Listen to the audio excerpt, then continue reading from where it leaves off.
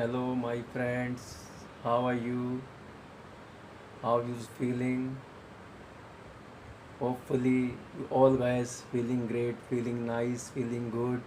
I'm also feeling good because of blessing of Sahib Shri Guru Granth Sahib Ji, Guru Sahib, and आप सबकी blessing से, क्योंकि feeling is everything. Guru Nanak पातशाह का कथन है, उन्होंने 3 चीज़ों के ऊपर हमें पैर देने के लिए कहा है, कंसंट्रेट करने के लिए कहा।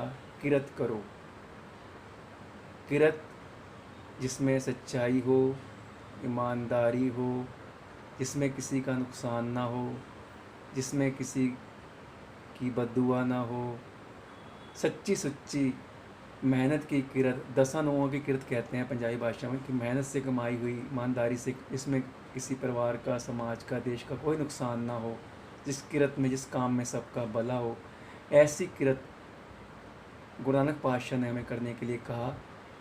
क्योंकि किरत जैसी होती है वैसा ही जीवन होता है, वैसे ही विचार होते हैं, वैसे ही हमारे बोल होते हैं, वैसे ही हमारी पर्सनैलिटी होती है, और वैसे ही हमारे जीवन में सुख दुख होते हैं। किरत अगर हमारी ठीक है तो हमें जीवन हमेशा खुशियाँ मिलेंगी, हमेशा घर में सुख शांति रहेगी, समाज में सुख शांति रहेगी।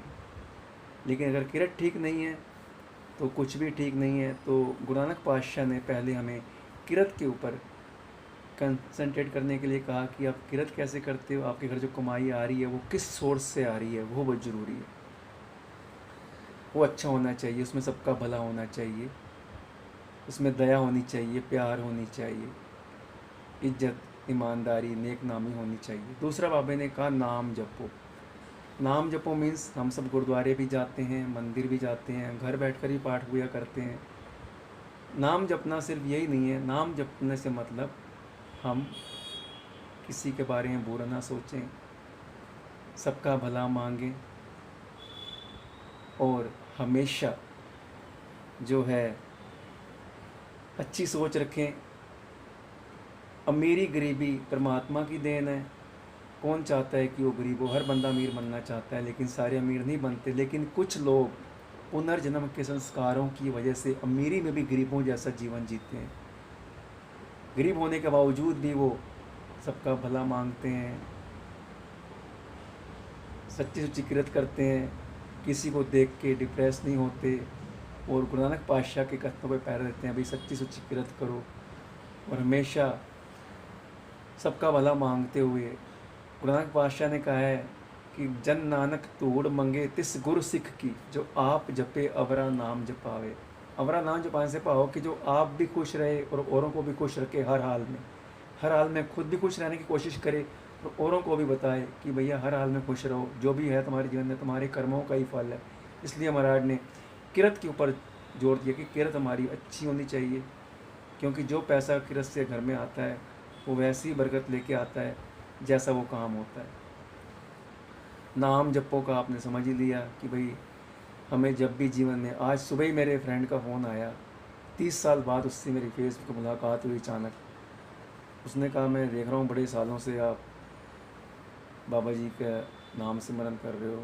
मैंने कहा भाई मैं नहीं कर रहा, वो परमात्मा की बख्शिश है, वही करा रहे हैं। फिर भी कहा थोड़े टाइम तक मेरी बेटी की फ़्लाइट है कनाडा की, तो आप आज हमारे घर पे आके कीर्तन करो, और आप सारी जगह जाते हो तो हमारे घर भी आओ। तो हमारी कोशिश होती है कि भाई जब भी कोई बाबा जी का नाम लेके बुलाए तो ज़रूर जाएं। किसी रिश्ते के बहाने मत जाओ कि आप बहन के यहाँ जा रहे हो, भाई के यहाँ, यार दोस्त के यहाँ, रिश्तेदार के यहाँ। अगर कोई बाबा जी का नाम लेके बुला रहे तो जरूर जाओ, क्योंकि वहाँ पर हम अच्छी बात करेंगे, किसी की निंदा चुगली नहीं करेंगे, बुराई नहीं करेंगे। तो ये सबसे अच्छा मौका होता है बाबा जी के साथ, उनके चरणों के साथ जुड़ने का। तो ऐसा मौका हमारी कोशिश होती है कि हम ना गंवाएं, अपनी सच्ची सुची कृत करके, अपनी सेविंग करके,